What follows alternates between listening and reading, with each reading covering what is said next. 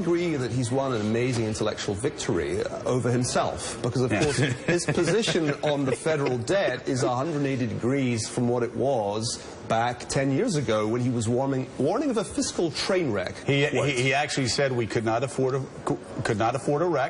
Iraq because of the fiscal crisis, our huge debt. Right. He said we couldn't afford any more tax cuts because of our huge debt, and suddenly we've got no problem with it.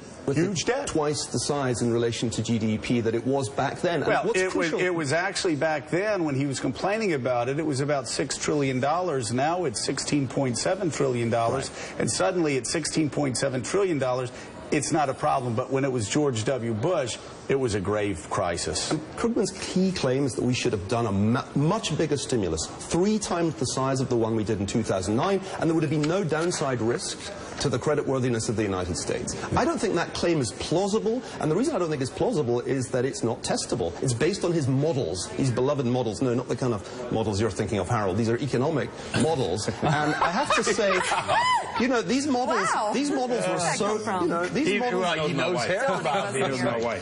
These models. I'm sorry, there shouldn't be levity in this discussion. It's serious. You know, these models failed to predict the financial crisis. They were really wrong about that, and I show that in my Huffington Post article on the second day. They were totally wrong about the euro. Totally wrong.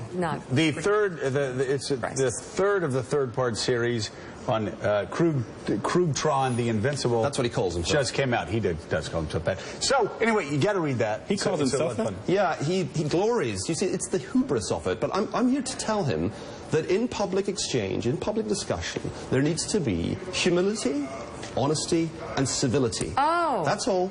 And that's what he lacks. And there's no accountability. No one seems to edit that blog in the New York Times, and it's time that somebody called him out. People are afraid of him. I actually won't tell you which public editor it was, but one of the public editors of the New York Times told me off the record after my debate that their biggest nightmare was his column every week. Well, they should do something about that. Deal with it, New York Times.